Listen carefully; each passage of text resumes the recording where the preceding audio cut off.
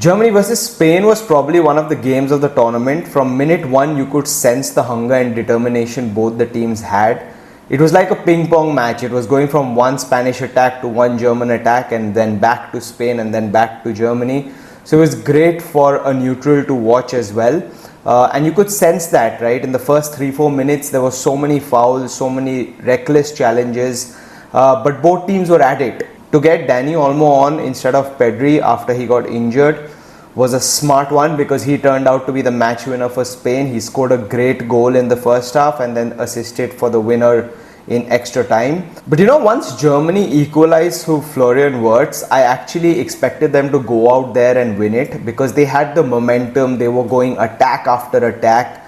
The crowd was behind them, home crowd of course. So all these factors, I expected them to kind of play in their favor and get across the line, but unfortunately that wasn't to be. But coming back to Spain, you have to give it to them. They are no more the same tiki-taka style. They want to go for the win.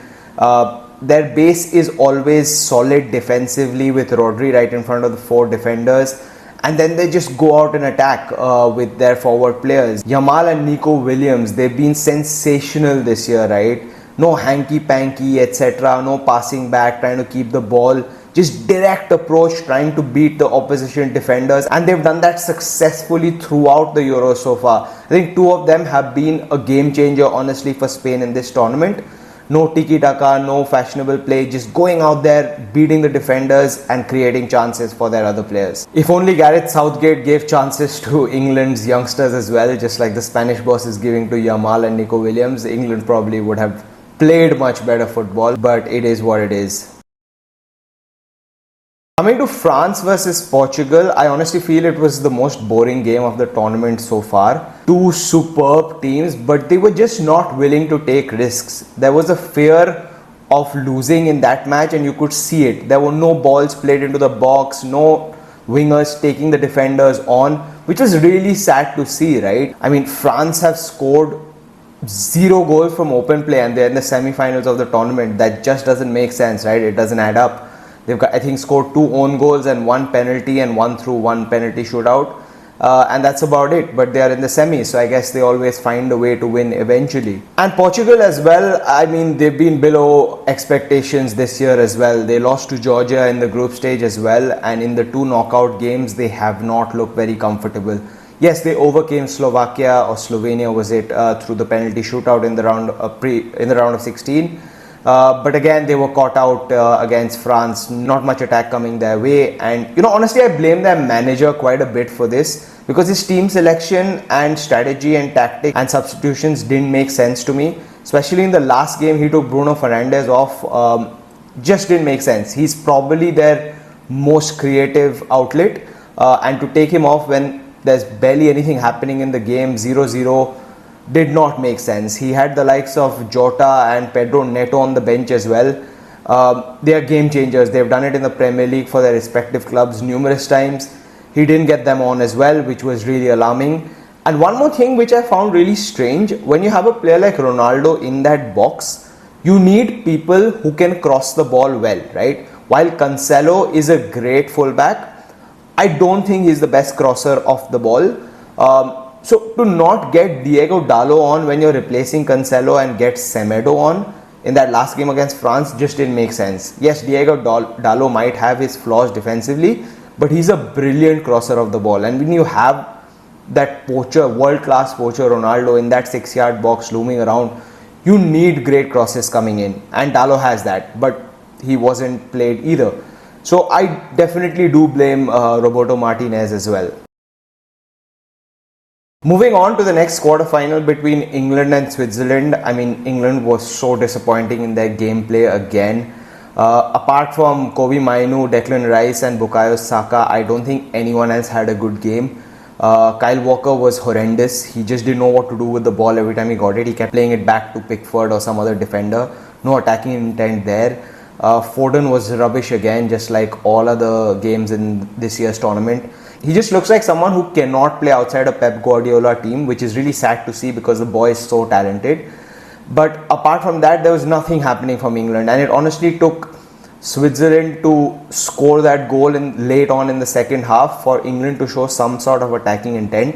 Again, Southgate being Southgate made no proactive changes before Switzerland scored.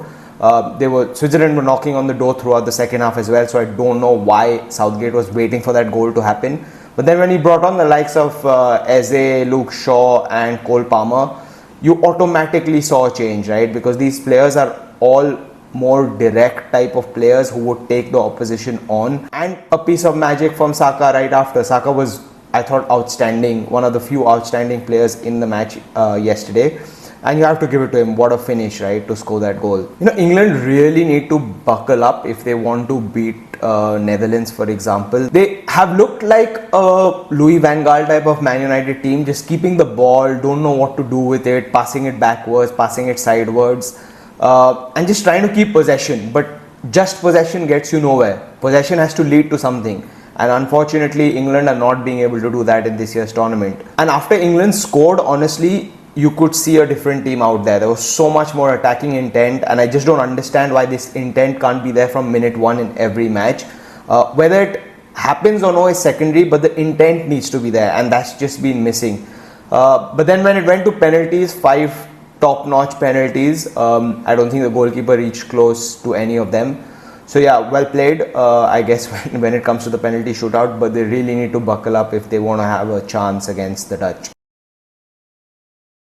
The last quarter-final between Turkey and Netherlands was honestly the game of the tournament for me. Very few people had expectations out of Turkey, but from minute one, both teams were just like attack, attack, attack. And for a neutral to see that was just so pleasing and so entertaining. You know, Turkey are a team made up of passion and determination. They've done that throughout the tournament. Their fans are so passionate, their players are so passionate, and you could see that with every win in this tournament, whether it was Barış Yilmaz or Arda Güler or their captain Çalhanoğlu, who was in tears after the loss last night as well. You have to give it to them. They are a team built on passion, and that's what drives them. Their willingness, I would say their bond. They're such a close-knit team always. All of that has led to Turkey's route to the quarterfinals. Very sad to see that they lost last night to the Dutch. But eventually, you just knew. I mean, the talent the Dutch team have was seen by the end of it. When they came out in the second half, they looked like a different team.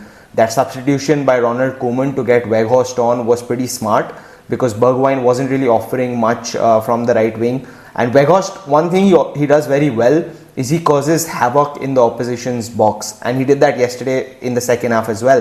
And it also freed up Memphis Depay to play freely from the left, right, wherever he wanted, right behind Weghorst. And then what the Dutch have kind of thrived on in this year's tournament is being solid defensively as well, very similar to the Spanish team. And then you have the pace of Cody Gakpo, Memphis Depay, Donyell Malen, who's been superb, and Xavi Simons. So it's just having a solid base and then attacking with intent with these 4-5 players up top has really helped the Dutch in this year's tournament as well. So yeah, hope you enjoyed this episode. Do let me know what you thought about the quarterfinals in the comments below. And in the meantime, don't forget to like, share, subscribe and spread the love.